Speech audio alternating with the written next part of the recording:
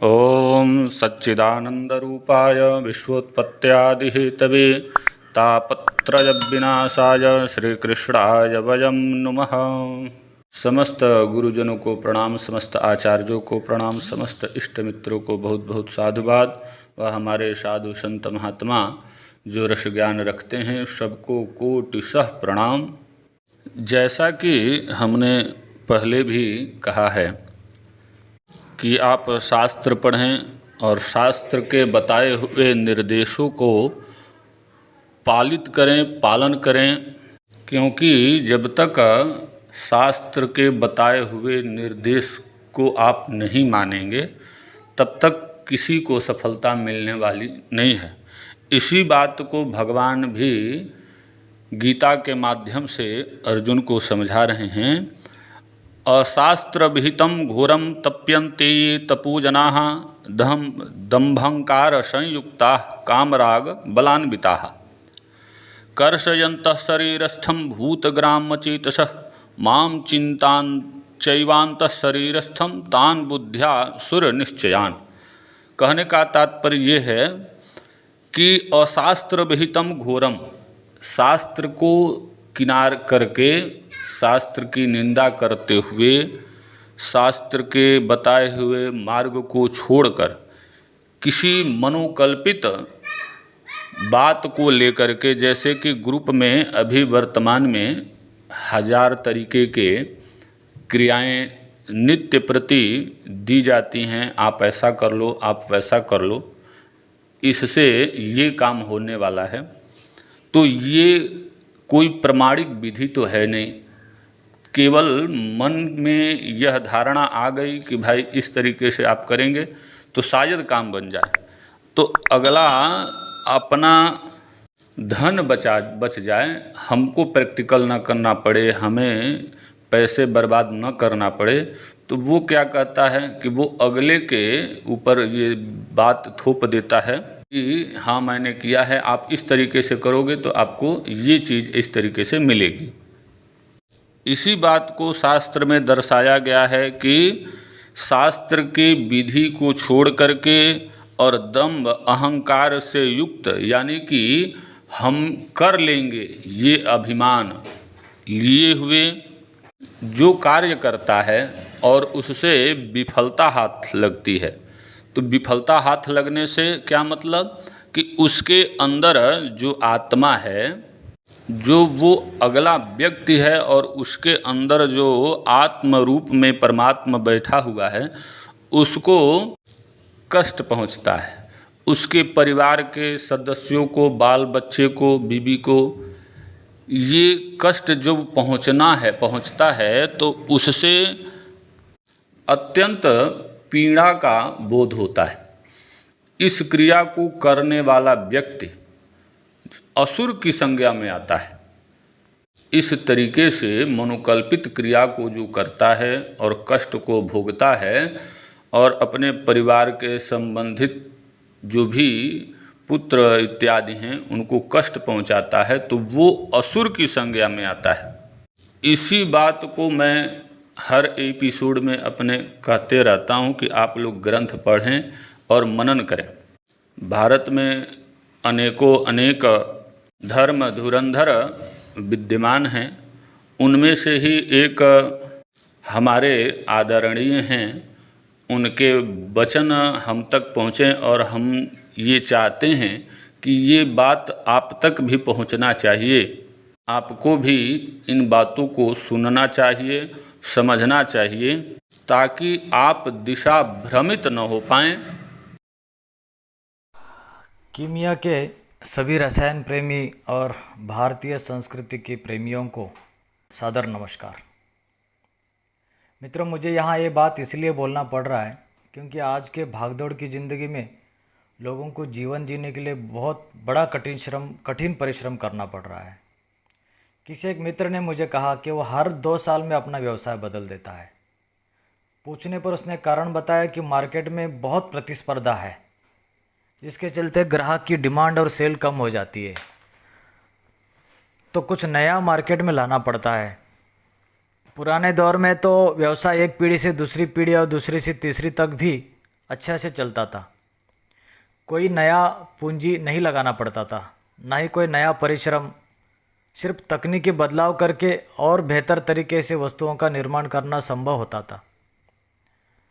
मैंने कई पुराने म्यूजियम देखे जिसमें बहुत उत्कृष्ट कलाकृतियाँ हैं जो आज के कंप्यूटर या लेज़र की तकनीक से भी संभव नहीं हो रहा है। यही बात हमारे प्राचीन रसायन विज्ञान में भी आज देखने मिल रहा है। मेरे एक मित्र कुछ दिन पहले मुझसे पूछ लिया कि क्या सही में सोना बनता है। मैंने तुरंत उसे ही पूछा, क्या आपको अभी भी संशय है क्या? यह संशय शायद बहुत पुराने समय से चल रहा है। उस समय के दौर में भी लोग ऐसे ही गुरु और ऋषियों को, जो ज्ञानी पुरुष है, उन्हें तर्क कुतर्क करके विवाद करते रहे होंगे। इसलिए कई शास्त्रों में सत्यम सत्यम त्रिवार सत्यम ऐसा ग्रंथ लिखने वाले को लिखना पड़ा।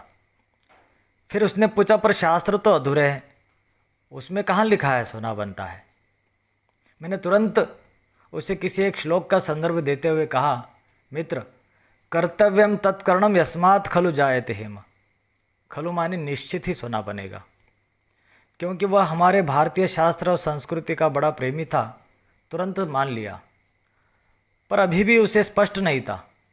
पर भाई साहब, ग्रंथों में तो बहुत कुछ रहस्य रखा गया है, इसमें बातें गुप्त रखी गई है। मैंने कहा, मित्र, कोई रहस्य रखना होता तो त्रिवार सत्यम जैसे शब्दों का प्रयोग क्यों करना पड़ता? बल्कि रहस्य भी उसी ग्रंथ में लिखा गया है जहाँ विधि लिखी गई है। फिर मैंने उन्हें महाभारत के एक प्रसंग का उदाहरण देते हुए श्लोक सुनाया। आप भी इसे ध्यान से सुनिए, समझ में आ जाएगा, क्योंकि यह एक पुराण है और पुराण सरल संस्कृत भाषा में लिखी गई है। रुदन्ति पांडवाः सर्वे हा केशव केशवम पतितम दृष्ट्वा द्रोणम हर्षम उपागते। यह युद्ध के प्रसंग के समय का लेखक के द्वारा लिखा गया है। पढ़ने में लग रहा है, सुनने में, कि केशव माने कृष्ण को रणभूमि में गिरा हुआ देखकर द्रोण आदि शत्रु पक्ष हंसने लगे और पांडव रोने लगे कि अब क्या होगा। यह एक बहुत बड़ा भ्रम है कीमिया में भी। इसका वास्तविक अर्थ है कि शव, के माने शव, जो शव जो है, केशवम पतितम दृष्टवा, यानी जल में शव को गिरा हुआ तैरता हुआ देखकर द्रोण यानी कौवे हंसने लगे और पांडव, जो कि लोमड़ी को कहा गया है, जंगली जानवर, रोने लगे। क्यों रोने लगे? क्योंकि शव को देखकर रोने लगे। शव तो पानी में बहकर जा रहा है और हमें तैरना नहीं आता, बल्कि कौवों को तो उड़कर शव के पास जा सकते हैं, ऐसा इसका अर्थ था। इस बात से यह स्पष्ट है कि शास्त्र में लिखी हुई बात को सही तरीके से समझ में हम नहीं रहे। यह हमारी त्रुटि है। यह कोई छुपा हुआ रहस्य या गुप्त रखने जिसकी बात नहीं है। बता तो दिया है शास्त्र में, पर हम समझ नहीं पा रहे। यह हमारी योग्यता का प्रमाण है और फिर हम शास्त्र पर आलोचना करते हैं। उसका पूछना जारी रहा। आजकल का समय व्हाट्सएप, फेसबुक के मंच पर तो बहुत सारे कीमिया के लोग ग्रुप बनाकर सोना बनाने की बात करते हैं, पर कई लोग सालों से लाखों रुपए लगाकर भी सोना नहीं बना पाए। उल्टे घर में रखा हुआ सोना खत्म हो गया और अब मार्केट में सोना बहुत ही महंगा हुआ है, जो कि हम चाहकर भी ले नहीं पा रहे। मुझे बड़ी हंसी आई। यह बात आप लोगों के लिए भी बोलते समय मुझे हंसी आ रही है। मैंने कहा, मित्र, यह कोई आश्चर्य की बात नहीं। जो बात समझाने के लिए हमारे ऋषि मुनियों को बोलने के बावजूद भी लोग विश्वास नहीं किए, तब जाकर उन्हें किताब में लिखना पड़ा, जिसे आज हम ग्रंथ कहते हैं। कुछ दिनों पहले मुझे भी किसी ग्रुप ने दुनिया के लोगों द्वारा जोड़ा गया था। ग्रुप के लोगों द्वारा कई दिनों की उटपटांग बातें और आए दिन नए नुस्खे हर कोई डालता रहा। कई बार मैसेज को अनदेखा करके डिलीट करता रहा। किसी एक दिन अचानक नज़र पड़ी तो देखा थोड़ी बहुत बातें शास्त्रों पर हो रही है। पारे को अभ्रक जारना, भारत के संस्कार पर कार्य चल रहा है। कई लोग अपना अपना कार्य का प्रदर्शन दिखा रहे हैं, अपनी अपनी बातें रख रहे हैं। किसी ने कहा कि मैंने 4 गुना अभ्रक खिलाया, तो किसी ने कहा कि मैंने फलाना खिलाया। मुझे थोड़ी लालसा हुई कि चलो कुछ तो सही मार्ग पर लोग कार्य कर रहे हैं, लंबे अरसे के बाद अब जाकर लोगों को शास्त्रों पर यकीन हो रहा है। मुझे थोड़ी राहत महसूस हुई, पर गहराई में जाने पर पता चला कि यहाँ भी मिलावट हो रही है। कोई एक सज्जन तो अभ्रक सत्व निकालकर उसे ही पारद की धातु बोलकर बेच रहा है, तो कुछ लोग पारद के शिवलिंग को मिश्र धातु या अभ्रक से ठोस करके बेच रहा है। हद तो तब हो गई जब मालूम हुआ कि शास्त्र के नाम पर शास्त्र की किसी भी बात पर इन्हें भरोसा नहीं है, और ना ही उन्हें पता है कि शास्त्र में रसायन की कोई विधि लिखी गई है। किसी एक सज्जन को बहुत बड़ी खुशी हुई कि उसे पारद की मेटल मिल गई धातु, जो कि देव दुर्लभ है, मानो साक्षात उसे देने वाले के रूप में भगवान ही मिल गया हो। हमारे समाज में समस्या ये नहीं है कि आप किसे और क्यों पूजते हो, हम लोग इसलिए पूज रहे हैं कि पूज्य व्यक्ति हमें वह चीज़ दिव्य बोलकर दे रहा है। इसका एक ही कारण मुझे समझ में आया कि हमें दिव्यता का वास्तविक परिचय नहीं है, असली या नकली की जानकारी नहीं है। हम असली उस व्यक्ति की बातों को मानते हैं जो हमें वह वस्तु बेच रहा है और जो हमें ठग रहा है। और शायद ही ये ठगी का धंधा भी पुराने समय से चल रहा होगा, जिसके चलते हमारे समाज के हितैषी ज्ञानी पुरुष और आचार्यों ने इस ठगी को रोकने के लिए ही ग्रंथ की रचना की होगी, जिसमें सिद्धांत और तत्व की चर्चा भी की गई है, संस्कारों की बात की गई है, पारे में बल और गुण की वृद्धि का मार्ग बताया गया है, जिससे आप समस्त ठगी से बचकर अपने कार्य और धन को सार्थक बना सकते हैं। मुझे आश्चर्य और विश्वास तब हुआ जब मैंने एक ग्रंथ में एक स्थान पर देखा कि ग्रंथ के रचयिता द्वारा लिखा गया बात पढ़ा, जिसमें वो लिखता है, जो रसायनी यह बात नहीं जानता वह अपना श्रम और धन दोनों का नाश कर रहा है।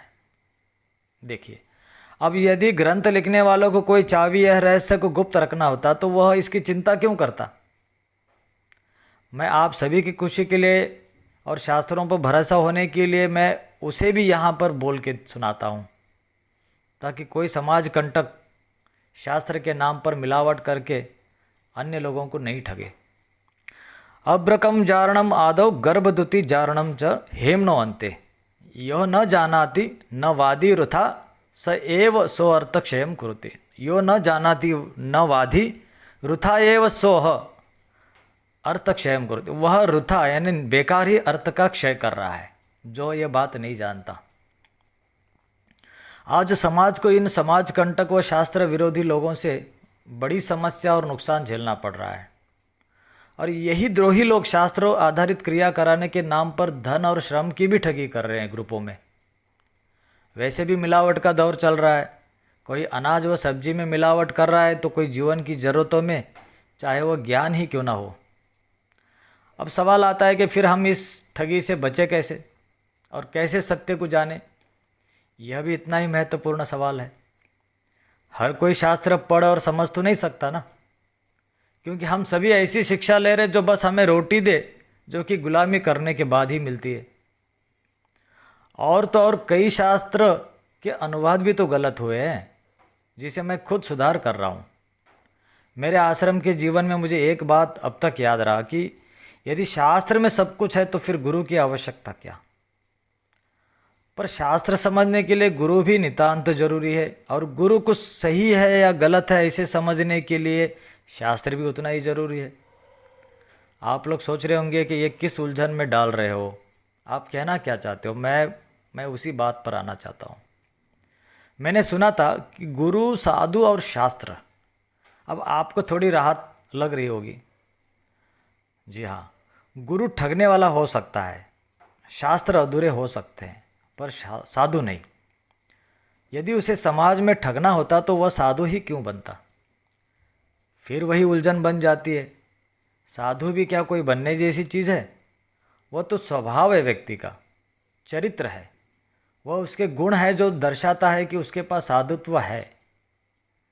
जी, साधुत्व यह एक गुण ही है जिसकी बातें अक्सर गुरु और शास्त्र करते रहते हैं। पर बातों के क्या, बातें तो ठग गुरु भी करता है। हमारी भूल यह हो जाती है कि हम बातें करने वालों को ही गुरु और साधु मान बैठते हैं, और फिर वहीं से ठगी का धंधा शुरू हो जाता है। शायद यही बात सीता जी के साथ हुई होगी। महल में बचपन से सुनती आ रही होगी कि साधु का सम्मान करना चाहिए, पर एक चूक हो गई। सन्यासी वस्त्र से ही उसे साधु की धारणा बन गई। गुण की पहचान हो गई, गुण की पहचान कर नहीं पाई। भिक्षा मांगने की शर्त रख दिया गया, तभी बोध हो जाना चाहिए था। पर यह तो सिर्फ मेरा व्यक्तिगत विचार है, अभिप्राय है। इस पर कोई कथा के मंच पर उसको लीला बोलकर अपना पल्ला झाड़ सकते हैं। अब मूल मुद्दे पर आते हैं। अक्सर किमिया में आम गृहस्थी मान बैठते हैं कि यदि कोई भगवे रंग के वस्त्र में है या आश्रम में भंडारा लगा रहा है या रसायन की बातें करता है तो वो एक सफल किमियागर होगा। बस इसी एक धारणा से फिर मिलावटखोरी और ठगी का व्यापार शुरू होता है। फिर क्या, उसके पीछे बस लग जाना है। सुना था कि बेटे रसायन ही मिले कोई तो सिर्फ उसकी लंगोट पकड़ लेना कसकर, जाने मत देना उन्हें। यह बात मन में बैठ गई है। फिर क्या था, बाबा जी के लिए जो चाहिए था सब हाजिर होने लगा बैठे बैठे। कोई भिक्षा मांगने की जरूरत ही नहीं रही, न ही कोई घर घर जावे। धूप बारिश ठंड में कांपते हुए लोगों के घर घर जाकर भिक्षा मांगने से तो राहत मिल गई। जब इतनी सुविधा समाज के लोगों द्वारा मिलने लगे तो कोई क्यों तपस्या करे? क्या जरूरत है साधना और सिद्धि करने की? सारी सिद्धि तो बैठे बैठे मिल रही है रसायन की बातें करके। अब क्या था, बाबा जी आए दिन रोज़ नए नए केमिकल मंगाने लगे। महंगी से महंगी सामग्री देश विदेश से शिष्यों के द्वारा मंगाने लगे। एक शिष्य थक गया तो दूसरा मिलता। आशा ही तो सभी को दौड़ा दौड़ा कर मार रही है ना। मेरे एक मित्र गुजरात के 3 लाख रुपए खर्च करके किसी से 100 ग्राम कायम पारे की धातु मेटल मंगाई। कंप्यूटर में चेक करने पर उसे लोहा बताने लगा। अब क्या था, ठगी तो हो गई। ऐसे कितने दिन आए दिन कितने लोग ठगी का शिकार हो रहे हैं। किसी ने अष्ट संस्कार किया हुआ पारा बोलकर ठग लिया, तो किसी ने सोना बनने की क्रिया देने के नाम पर पैसे ठग लिए। अब तो ठगी यहाँ तक हो गई है कि शास्त्र आधारित क्रिया कराने के नाम पर लोगों से आधी अधूरी क्रिया कराकर लोगों को पैसा बर्बाद कराना और उनसे काम करवाकर शास्त्र में बताए गए नुस्खे की जांच परख कर लेना भी ठगी का नया विकल्प मार्केट में आ गया है।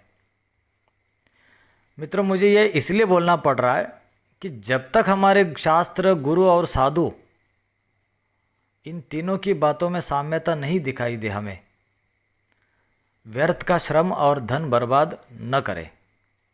यह संपत्ति आपकी अपनी ही नहीं है, यह इस देश की, समाज की और आपके परिवार के लोगों की भी है, जिसे आप सिर्फ अपना समझ रहे हो। मेरे इस बातों से हो सकता है कि समाज के इन ठगों को ठेस पहुँचे, इसलिए मेरा उन ठगों को भी सादर नमस्कार। आने वाले समय में आगे की वीडियो में, ऑडियो में मैं और कुछ अपनी बातें रखूँगा जो आपके लिए उपयोगी साबित होगा। आज के लिए इतना ही। नमस्कार।